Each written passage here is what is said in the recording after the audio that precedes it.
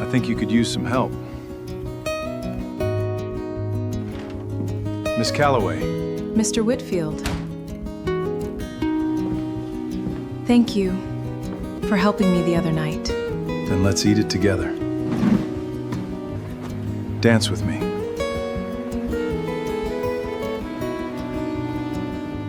The road to Sweetwater Crossing ran flat and dust pale for 11 miles before it dropped toward the river, and Hazel Calloway had counted every one of those miles twice, once on the map Reverend Pratt's letter had included, and once again in her head, the way she counted most things that mattered. She trusted numbers. Numbers didn't change their minds. She was 40 years old, and she had left Cheyenne with a wagon loaded with 2 trunks, a sewing machine wrapped in quilts, and a tin box of thread and needles that had belonged to her mother before her. In the tin box, wrapped in a handkerchief at the bottom, was a small silver ring she never wore and never threw away. She had planned the trip the way she planned everything: 3 days on the road, a night at the Bitter Creek way station, feed and water budgeted to the pound. What she hadn't planned for was the low ground a mile past the second creek crossing, where a week of rain had turned the wagon track into something closer to a riverbed. The wheel went into the mud without warning, the way trouble usually did. One moment the wagon was rolling steady over hard-packed clay, and the next, the front right wheel dropped into a rut hidden under standing water, and the whole rig tilted with a groan that made the horse startle sideways. Hazel didn't call out. She climbed down, boots sinking to the ankle mud, pulling at the hem of her traveling skirt, and walked around to study the angle of the wheel. The way she'd study a seam that had pulled wrong, looking for where the tension was not where the panic wanted her to look. A man was already crossing the field toward her, moving at a steady pace that told her he wasn't rushing to be a hero. He wore a canvas coat, gone soft at the elbows, and carried a fence tool in one hand, like he'd simply set down what he was doing and come to see about the wagon in his road. "Ma'am." He stopped a respectful distance off, close enough to help, far enough not to crowd. "Afternoon," she said, and didn't wait for him to offer help before she started unloading the heaviest trunk from the wagon bed, easing the weight off the axle. He didn't ask if she wanted assistance. He set the fence tool against a post, rolled his sleeves, and got his shoulder under the wagon frame, without a word, working like a man who'd decided the job needed doing, regardless of who was watching. "You'll want to ease it forward on the count, not force it," she said, more observation than instruction. "Force just digs the rut deeper." "Same thought I had." He glanced up, something like approval in it, brief and unremarked. "Ready when you are." She took the reins without being told, to the same instinct that had guided her hands through countless tight moments: control what you can control. On his signal, she clicked her tongue at the horse. The wheel broke free with a wet, sucking pull, and the wagon rolled forward onto solid ground. She looked back at him. Mud to the elbow, breathing even, already turning to pick his tool back up like the matter was settled and didn't need discussing further. "Thank you," she said. "Where you headed?" "Sweetwater Crossing. I've inherited a house there.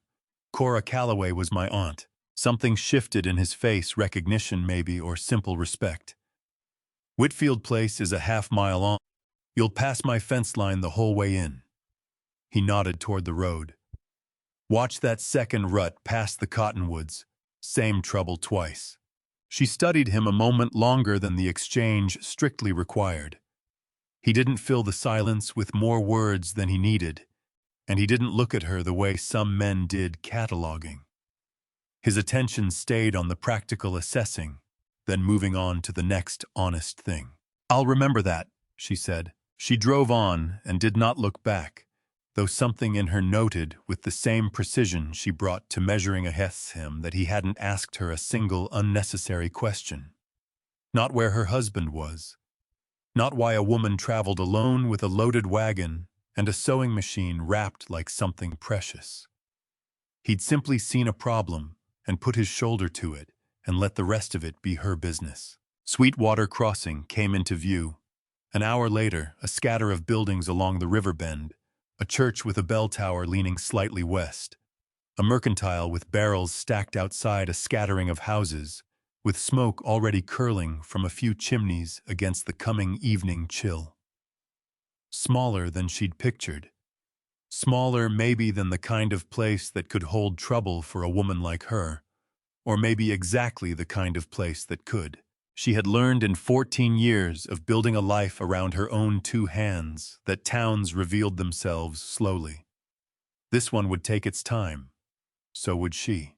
Her aunt's house sat at the eastern edge, white paint peeling a covered porch that sagged at one corner, a chimney that wanted repointing before winter set in hard. Hazel stopped the wagon in the yard and sat a moment looking at the front door she'd never walked through in the town. She'd never visited in the life she hadn't asked for, but had decided somewhere on the road from Cheyenne that she would build into something steady. She thought of the man at the fence line, mud on his sleeve, already back to his work before she'd finished thanking him. She told herself it meant nothing. A decent man on a country road, Wyoming likely had a few.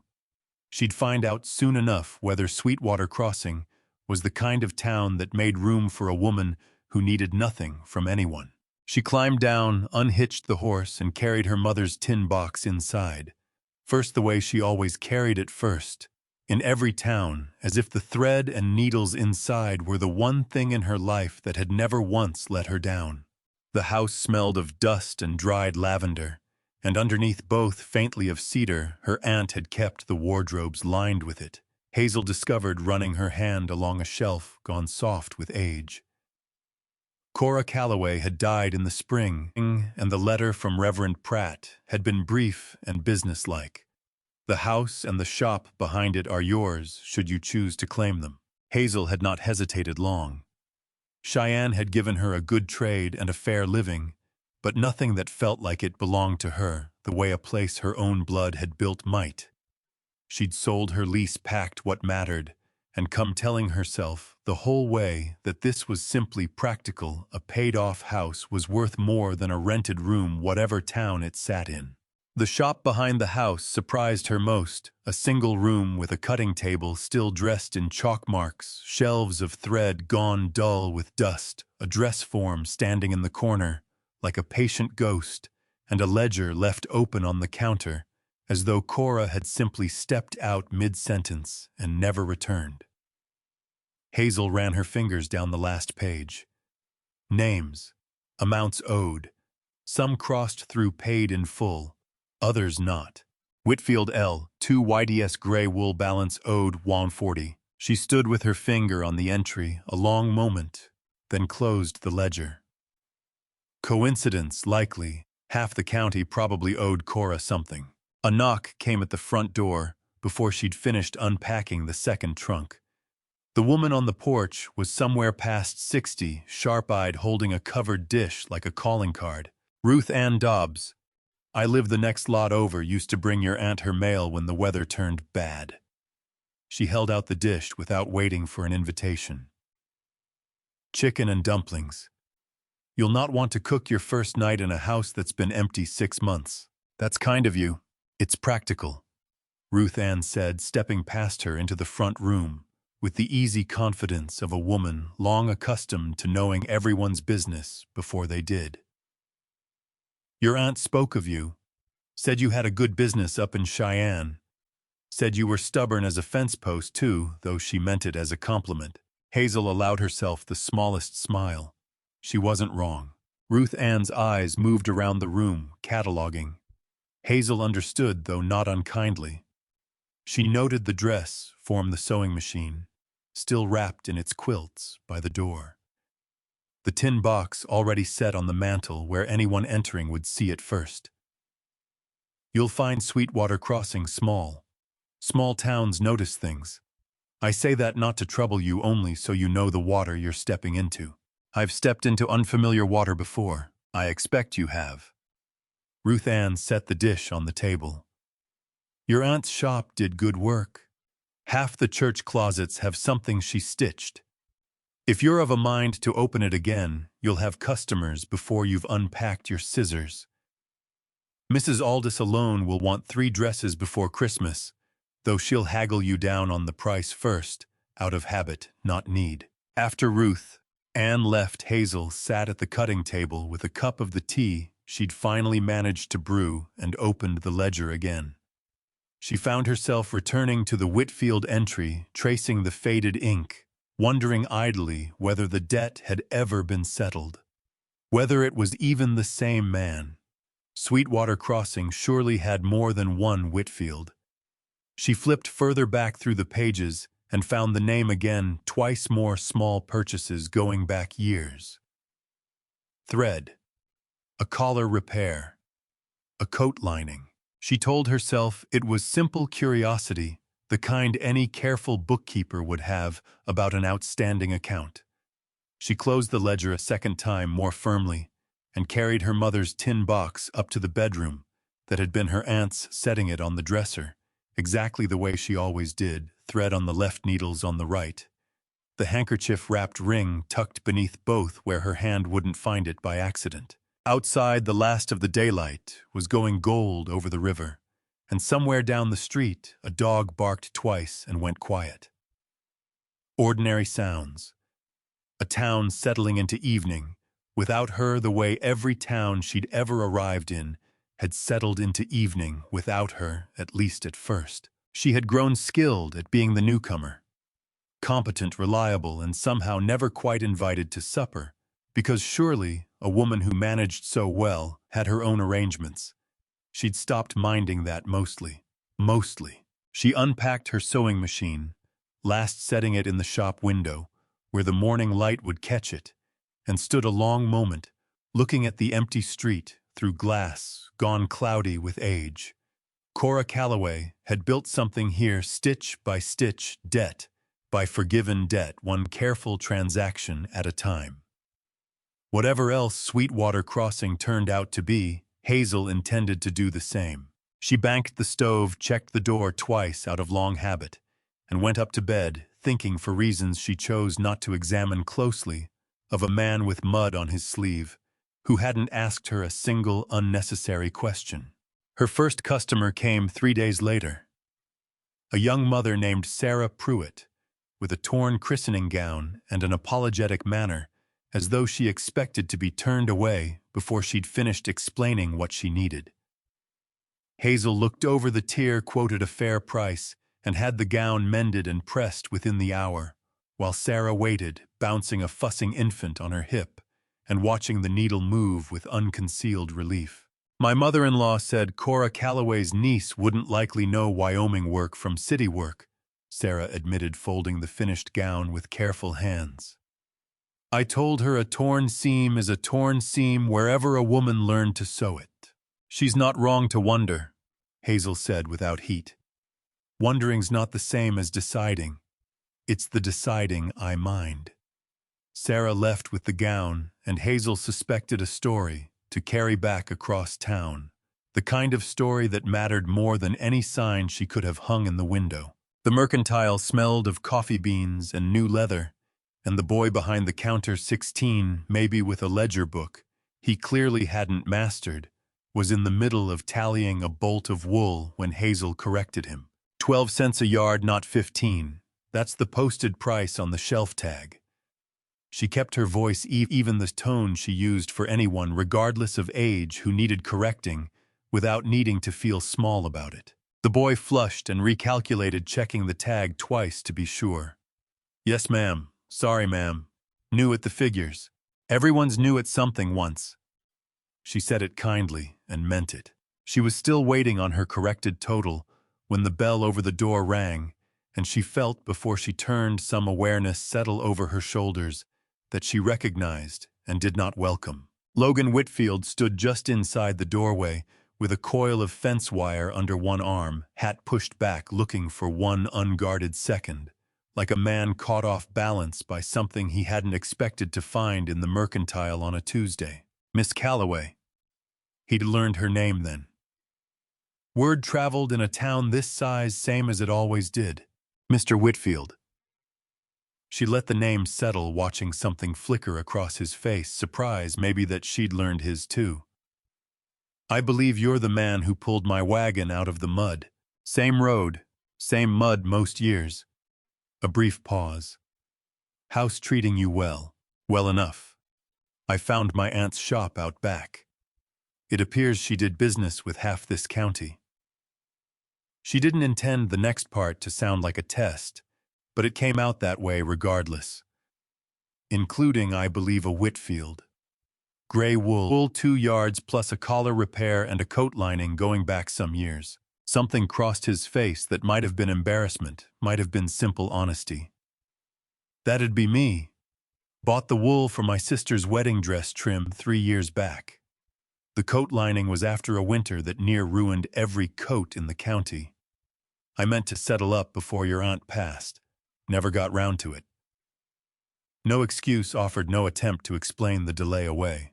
$1.40 for the wool, Hazel said. I found the ledger last night. He reached for his coin purse. Without hesitation, counted out the amount and set it on the counter beside her bolt of gray-blue wool, an odd, quiet symmetry she noticed and didn't remark on. I'm obliged you kept the account straight. Not every merchant would have chased down an old debt owed to somebody else. It isn't chasing, she said. It's finishing what was left unfinished. There's a difference. He considered that with the same care he'd given the stuck wheel. I expect there is. The boy returned with her corrected receipt. She checked it signed and gathered her wool, aware of Logan a step behind her, not crowding the moment, simply present in it. He picked up a small sack of nails on his way past the counter, an errand she suspected he hadn't actually needed until he'd seen her wagon parked outside. I'm obliged for the wagon too, she said at the door. I don't believe I said so properly. You said thank you. That was proper enough. A small nod. Good day, Miss Calloway. Good day, Mr. Whitfield. She walked the length of Main Street toward home, with her wool bundled under one arm, aware of a lightness in her step she chose to attribute to the fine weather and nothing else. She had learned at considerable cost not to build anything on a single conversation, however honest it seemed. Honest men existed. She knew that. What she didn't yet know was whether honesty, once tested by a whole town watching, held its shape. She let herself think only once that the gray-blue of the wool was very near the color of his eyes, and then set the thought aside the way she set aside any thread that didn't belong in the pattern she was building, not discarded, only saved for later in case it turned out to matter. The storm came in fast off the mountains, the kind of September rain that arrived without warning and stripped leaves from the cottonwoods before it was through. Hazel woke to water dripping steadily through a gap in the shop's back roof, pooling dangerously close to her aunt's cutting table and the bolt of gray-blue wool she hadn't yet sewn. She lit the lamp, hauled a bucket into place, and stood a moment in her nightclothes and shawl, calculating how bad the damage might get before morning, whether the wool could be moved in time, whether the shakes she'd need would even be sold in town before the rain let up enough to fetch them. She was still wrestling the bucket into a better position when the knock came at the front door firm, despite the hour. Logan stood on the porch, soaked through a coil of rope, and an armful of split cedar shakes balanced against one hip lantern light, throwing his shadow long across the yard. Saw your lamp lit from the road. Figured the roof might be giving you trouble. Half this county's roofs are older than they ought to be. I didn't send for you. No, ma'am. I came anyway. No apology in it, and he set the shakes down under the porch overhang, waiting to be told whether he'd be allowed to use them. She stood in the doorway a long moment, caught between gratitude and something sharper. The old familiar discomfort of being helped before she'd finished deciding whether she wanted to be. I don't need rescuing, Mr. Whitfield. I'm not aiming to rescue you. He held her gaze steady in the lantern light. I'm aiming to fix a roof in the rain, because a roof in the rain doesn't wait for anybody's schedule, mine or yours. You can hand me the ladder from the barn, or I'll go without it and take my chances on the eve. She studied him. There was no charm in what he'd said, no flourish meant to soften her. Just fact laid out simply the same way he'd laid his shoulder into her wagon wheel without asking permission first. "The ladder's in the shed," she said finally. "I'll hold the lantern." They worked through the worst of the storm together, Hazel steadying the ladder and calling up warnings when the wind shifted, Logan nailing shakes into place with the economical motions of a man who'd mended more roofs than he could count. Neither of them spoke much. The rain did most of the talking.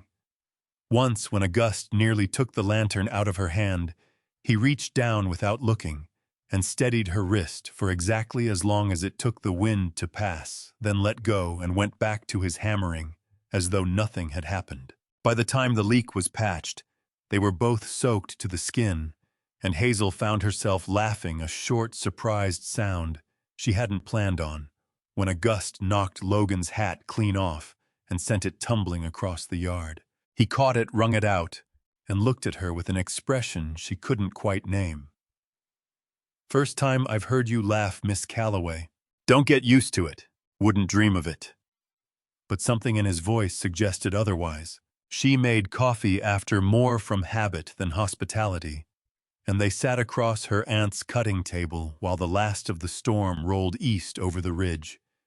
Both of them still damp, a towel each draped over their shoulders, like something out of a scene neither of them had planned.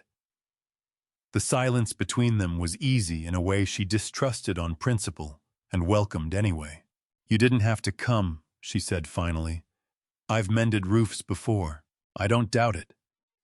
He turned his cup slowly. "But I wasn't doing it because I doubted you could. I was doing it because a roof's easier fixed with 2 sets of hands than 1, and I had 2 hands free tonight." He looked at her directly. "I don't make a habit of doing for people what they can do themselves. I make a habit of not standing by when I don't have to." She didn't have a ready answer for that. It was, she realized, precisely the distinction she'd have made herself had anyone asked her to explain the difference between charity and partnership. He left before first light, refusing a second cup of coffee, refusing payment for the shakes. At the door he paused. "Roof'll hold now, but you'll want it looked at proper before winter. I can come back with more lumber if you'll let me." "I'll manage it. I don't doubt that either." A small smile. "Good night, Miss Calloway." She stood in the doorway long after his wagon had disappeared down the muddy road, aware of a warmth in her chest that had nothing to do with the coffee and everything to do with a man who had come without being asked and left without being thanked properly twice now, as though the doing of the thing was its own complete reward. She climbed the stairs slowly, the exhaustion of the storm finally catching up with her, and lay awake a while longer than she meant to, listening to the last of the rain drip off the eaves he'd just repaired, thinking that a roof mended in a midnight storm by a man who asked for nothing in return was not a small thing, whatever careful arithmetic she tried to make of it in the morning. She brought the cornbread on Saturday morning, wrapped in a clean cloth, intending only to set it on his porch and go a debt repaid, nothing more, the same instinct that had sent her chasing down an old ledger entry over $1.40. Logan was in the yard splitting wood when she arrived, and he straightened at the sound of her wagon with an expression that told her he hadn't expected to see her, hadn't planned for it, and was pleased regardless. "Miss Calloway, I owed you a proper thank you for the roof." This seemed better than words. She held out the bundle. "Coffee's on the stove if you'll take a cup with it. Not much of a trade for cornbread, but it's what I've got." She hesitated on the wagon seat a moment longer than the invitation strictly warranted, long enough to feel the weight of what accepting might mean, in a town small enough that every wagon parked in every yard got noticed by someone. But the morning was fine, and the coffee smell drifting from his kitchen window was real, and she found she didn't want to drive away just yet. "An hour," she said, climbing down. "I've mending waiting on me." "An hour's plenty." His kitchen was plainer than she'd expected, clean, orderly, but sparse the way a house looks when it's kept by a man who'd stopped decorating for anyone but himself. A second chair sat at the table with a fine layer of dust on it, and he wiped it clean with his sleeve. Before she sat a small, unremarked-upon gesture that told her more than any words could have. A woman's shawl still hung on a peg by the back door, faded from years of sun, and Hazel noticed it, and noticed that he noticed her noticing, and neither of them said anything about it. They talked at first of the town, the mercantile's poor scales, the church roof. He'd been meaning to look at the sheep he was fattening for the fall market. The price wool had fetched last year against what it was likely to fetch this one. Then, without either of them steering it there directly, the conversation turned toward the quieter things. "My wife passed 3 years back," he said, turning his cup slowly. "Fever took her quick. I've thought more times than I care to admit that if I'd ridden for the doctor an hour sooner, it might have gone different. No comfort asked for, only the fact laid down. I don't tell people that. Don't know why I'm telling you. Maybe because I'm not from here," Hazel said. "Sometimes it's easier to say a true thing to someone who won't carry it back to the whole town by supper." He looked at her for a long moment. "Is that why you moved 11 times before this?" She hadn't told him that Ruth Ann must have. She considered being irritated by it, and found she wasn't. "Something like that. I had an understanding once back in Ohio. A man I was to marry. His family made it clear a woman like me wasn't the daughter-in-law they'd pictured, and he decided in the end that keeping the peace mattered more than keeping his word." She said it evenly, the way she'd learned to say it, after enough years of practice that the words no longer cost her anything to speak. "I built a life since that doesn't depend on anyone keeping a promise." Logan didn't offer sympathy, and she was grateful for that. He only said, "That's a hard thing to carry alone." "I manage. I don't doubt it." A pause. "Doesn't mean it wouldn't be lighter shared." She looked up sharply, but there was nothing forward in his expression, only the same honesty he'd shown her at the fence line, at the roof, now at his own kitchen table. She looked at her hands, at the cold coffee, at the light shifting gold through the window, and realized with some alarm that an hour had become 2, and she had not once looked at the clock. "I should go," she said. "I know." He didn't try to stop her. "Same time next Saturday. I'll owe you cornbread back, seeing as you brought it first." He walked her out to the wagon, and at the yard gate he paused, nodding toward the pasture where a small flock of sheep grazed against the darkening hills. "My father built this place from nothing. Started with 6 ewes and a rented pasture. I used to think I'd leave it someday, go see something of the world, before I settled." He shrugged an easy, unhurried motion. "Never did. Don't regret it mostly. But some evenings I wonder what I might have seen had I gone. And now I think maybe the world came to me instead, stuck in the mud on my own road." He said it inly, without a trace of flattery in it. The kind of observation a man makes when he's already decided it's true and isn't asking for agreement. She considered him this broad-shouldered, quiet man who asked nothing of her she wasn't already inclined to give. "Next Saturday," she said, and found driving home in the fading light that she was already looking forward to it against every careful instinct 14 years had taught her to trust. Ruth Ann arrived without her usual covered dish, which Hazel understood, before a word was spoken, to mean the visit carried weight. "I'll say this once plain, because I'd rather you hear it from me than piece it together from looks in the mercantile." Ruth Ann sat without being asked, folding her hands with unusual care. "People have noticed Logan Whitfield's wagon parked at your place more than once. And people in a town this size don't keep such noticing to themselves." Hazel set down her needle. "We've shared coffee. Nothing more. I know that. You know that." Ruth Ann's voice softened, but didn't stop.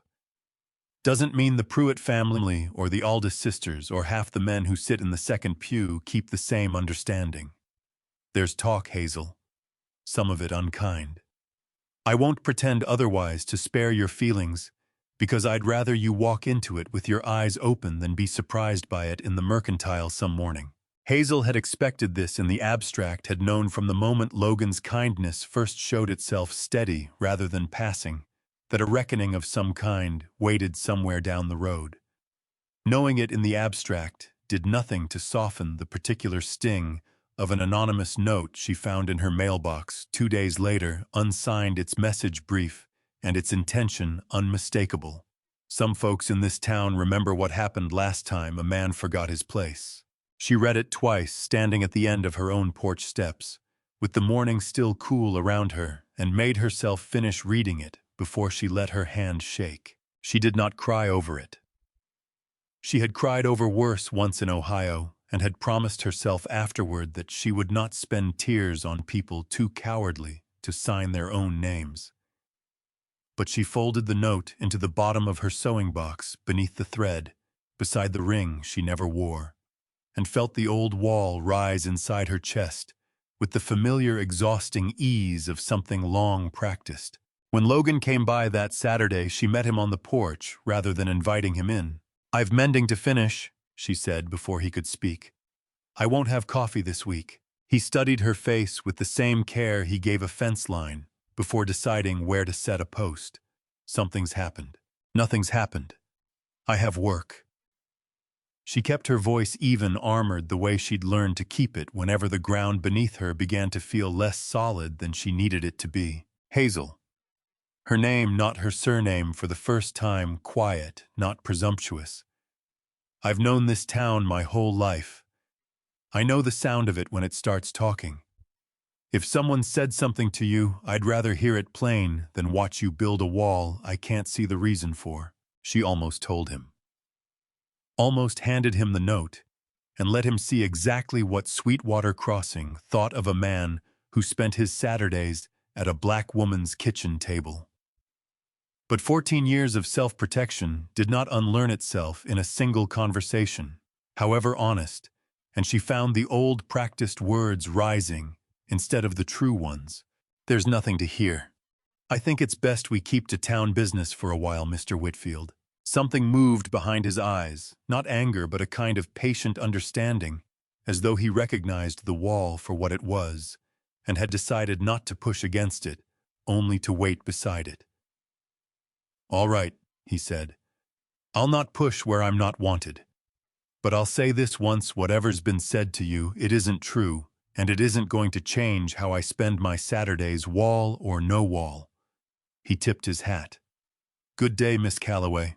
She watched his wagon go and did not call after him, though something in her chest ached to. She told herself the silence between them now was safer than the alternative. She almost believed it. She spent the rest of that Saturday at her cutting table with the shop door locked, working a seam she didn't need to work, just to keep her hands busy enough that her mind couldn't wander back to the porch. Monday brought its own small proof of what the note had promised. She went to the mercantile for thread and found 2 women near the fabric bolts, who fell silent at her approach in a way that wasn't accidental, then resumed their conversation in lowered voices the moment she'd passed. The boy at the counter, who had always been friendly enough, counted her change with his eyes fixed on the till rather than on her, as though avoiding her face might keep him out of whatever argument the town was having about her. She paid for her thread, said a plain good afternoon to no one in particular, and walked home with her spine straight and her chin level, refusing to give the walk back the satisfaction of looking rushed. She had done this before in other towns, under other kinds of scrutiny, and she knew the only defense that ever worked was behaving exactly as though nothing had happened, because giving trouble the reaction it wanted was the surest way to feed it.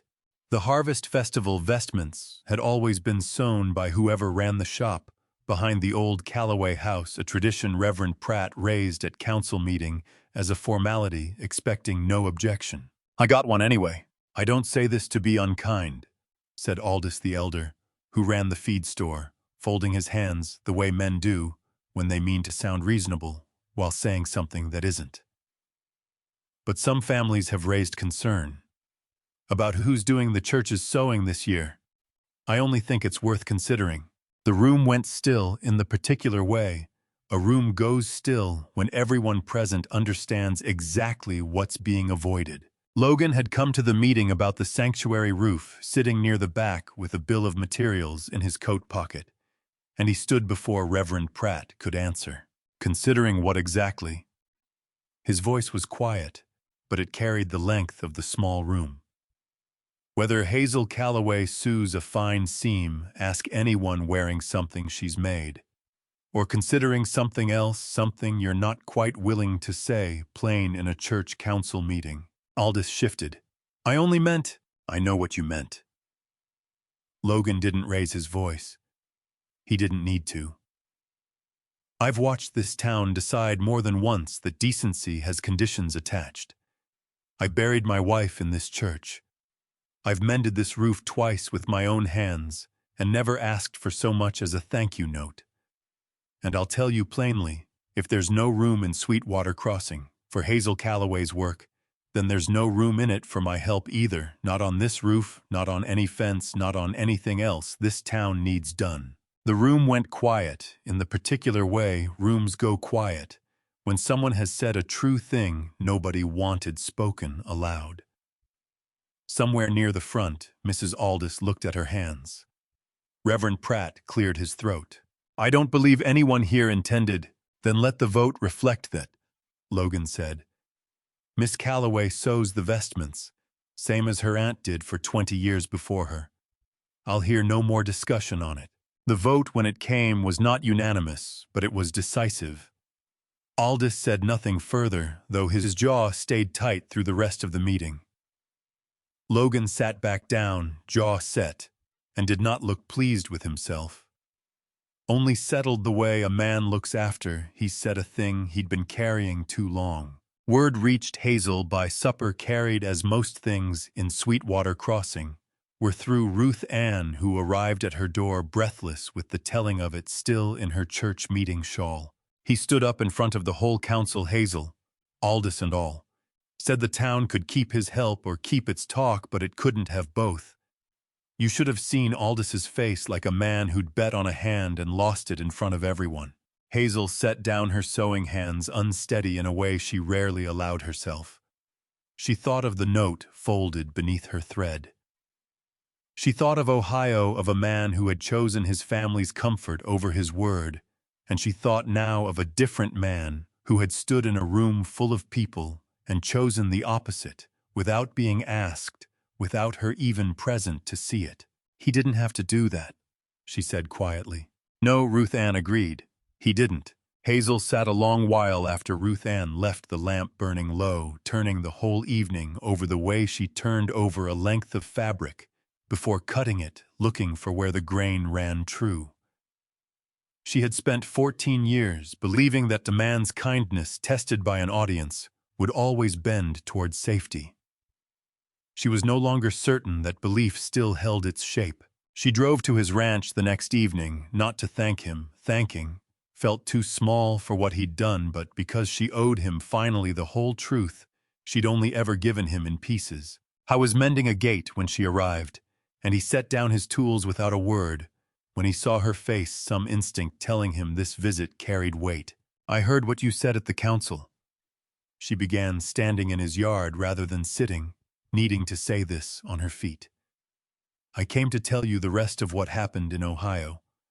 Not the short version. All of it. He simply nodded and waited, giving her the same patience he'd given the stuck wagon wheel all those months before. His name was Samuel. I was 26. We were to marry in the spring, and I believed the way you believe a thing, when you've built your whole future on it, that his word was solid ground. She kept her voice level, though it cost her. His mother came to see me a month before the wedding. Told me plainly that no son of hers would bring a colored woman into their family, whatever promises he'd made in private. I thought Samuel would stand against her. I was certain of it the way I was certain of very little else in my life. He didn't, Logan said quietly. Not a question. He didn't. He told me 3 days later, standing on my own front step so the neighbors wouldn't hear, that it was for the best that people would talk, that his family's peace mattered more than a promise made in a moment of feeling. She reached into her coat pocket and drew out the small silver ring, holding it where he could see it. I've carried this 14 years, not because I still love him, because I never let myself forget what it cost to trust someone completely. Logan looked at the ring, then at her, his expression unreadable for a long moment. Do you think I'm him? The question hung in the evening air between them, plain and unadorned. Exactly the kind of question he asked. No flourish, no attempt to argue his own case. Hazel found she didn't have a ready answer. She had come prepared to tell the truth about Samuel. She had not come prepared to answer the truth about Logan. I don't know, she said finally, and it was the most honest thing she'd said to anyone in 14 years. I know you stood up in that room today for something you didn't have to stand up for. I know you've never once asked me for anything I wasn't already inclined to give. I know all of that, and some part of me is still waiting for the day it stops being true. That part of you has good reason, Logan said. I won't pretend it doesn't. He stepped closer, slow, giving her every chance to step back if she needed to. But I'll tell you what I know, plain as I know how to say it. I buried a wife I loved, and blamed myself for a full year over an hour I couldn't get back. I've had time to learn what regret costs, and I've decided I'd rather risk being wrong about a thing worth having than safe about a thing I let slip past me out of fear. He held her gaze. I'm not asking you to hand me that ring's place today. I'm only asking you not to decide ahead of time that I'm bound to be him. She closed her hand around the ring and did not answer him that evening, not with words. But she let him walk her back to her wagon, past the gate. He'd been mending the last of the daylight, catching gold in the dust behind them. And she let their hands brush briefly, purposefully at the step, and she drove home in the dark, carrying something lighter than she'd carried in 14 years, even without a single promise spoken aloud. That night, sitting up long after the lamp should have been banked, she took the ring from her pocket and turned it over in the candlelight, studying it the way she studied a garment, before deciding whether it could be saved or ought to be unpicked entirely and started fresh. She thought of Samuel's face the last time she'd seen it, careful and apologetic, and already halfway gone even as he stood in front of her. She thought of Logan's face that evening, open and unguarded, asking a question he clearly feared the answer to, and asking it anyway. The two men had asked her in their different ways to trust them with the same thing. Only one of them, she was beginning to understand, had actually earned the asking. The vestments hung finished and pressed in the church vestibule, the morning of the festival, autumn gold, trimmed along the collar, bound with a narrow ribbon.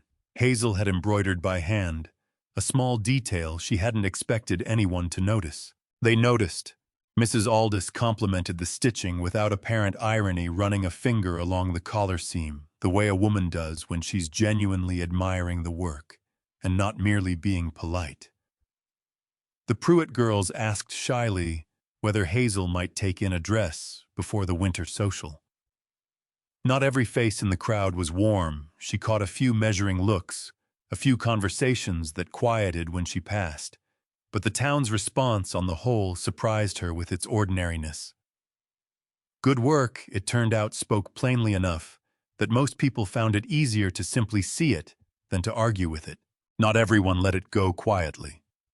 A cousin of the Pruitts, visiting from Laramie, and unfamiliar with how the summer's arguments had settled, stopped Hazel outside the cider stand and asked in a voice pitched a shade too carrying to be private whether the vestments were truly her own work or whether she'd had help with the finer stitching. Hazel didn't lower her voice to match the insinuation, and she didn't look away. Every stitch is mine. My aunt taught me before I could properly read a yardstick, and I've earned my living with a needle since I was 17. You're welcome to look closer if you've a mind to doubt it. The woman looked, found nothing to fault in the even careful rows of thread, and moved on with considerably less to say than she'd arrived with. Hazel didn't watch her go. She'd learned long ago that the answer to doubt was proof offered once plainly, and then no further attention spent on it. Logan found her near the cider stand, not long after, as the fiddle music started up in the square. The whole town, gathering under lanterns, strung between the trees, children weaving between the tables, with the reckless joy of a night that felt for once like a celebration rather than a workday. "They look fine on him," he said, nodding toward Reverend Pratt in his new vestments. "Finer than fine. They'll do. Dance with me." No performance in it, just the question laid bare in front of the whole square. Not hidden away somewhere, right here. She looked at him, at the lanterns, at the town, assembled around them, in plain view of anyone who cared to notice. And for the first time in 14 years, she found she did not much mind who noticed. "All right," she said. They danced in the square, while half of Sweetwater Crossing watched, and if there were still a few narrowed eyes among the crowd, there were more that simply watched two people dancing, the way people danced at a harvest festival. Unremarkable, ordinary, exactly the kind of moment she had once believed she'd never be allowed to have in the open. When the music slowed, he took her hand properly, for the first time his fingers closing over hers with the same purposeful care he brought to mending a roof or steadying a wagon wheel. Nothing rushed, nothing claimed without being offered first.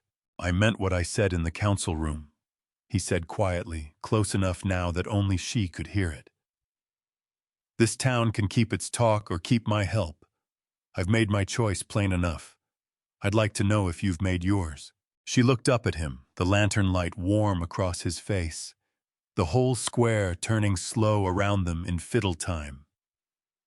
"I think," she said carefully, "that I've been making it for some weeks now and simply hadn't said so out loud." Something eased in his expression, not surprise but relief, the particular relief of a man who had waited a long time for a thing he'd hoped for, but never quite let himself expect. "Then say it," he said. "Whenever you're ready, I've got time." "I know," she said. "That's rather the point, isn't it?" Later, near the pie tables, Ruth Ann caught Hazel's elbow and steered her a few steps aside, beaming in a way she usually reserved for good gossip rather than good news. "I've lived in this town 30 years, and I don't believe I've seen Logan Whitfield dance with anyone since his wedding day. Whatever you've done to him, don't undo it." "I haven't done anything to him," Hazel said. "That's rather the trouble. He does things to himself, and I only stand there watching." Ruth Ann laughed a short, delighted sound, and let her go without further comment, which from Ruth Ann was its own kind of blessing.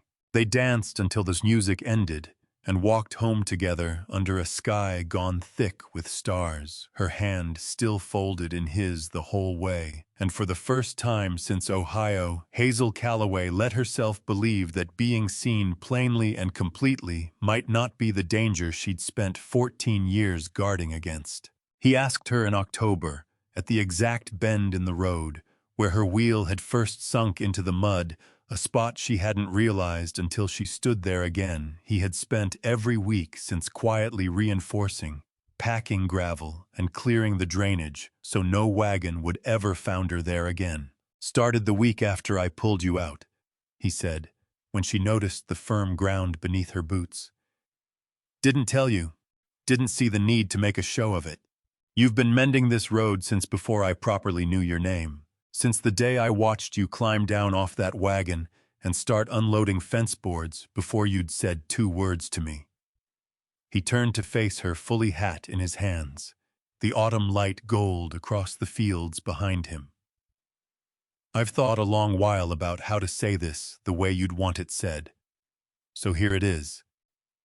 I know what it cost you to trust anyone again. I know I can't promise you a life without hard days. I buried one wife already, and I know better than most that promises don't hold back grief or bad weather. but I can promise you this. I will not turn around when this town or any town decides to make trouble of what we are to each other.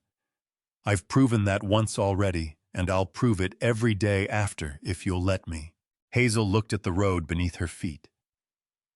Solid now where it had once given way, and thought of 14 years spent building a life with no room left for disappointment, and of a man who had spent 6 weeks quietly making sure the ground beneath her would hold, without once mentioning it, without once expecting thanks for it. "You're asking me to trust that the ground won't shift again," she said. "I'm asking you to let me stand on it with you. Whatever shifts, we shift together." He held out his hand, not the ring, yet just his open palm. "That's all I know how to offer. It isn't nothing." "No," she said, taking his hand.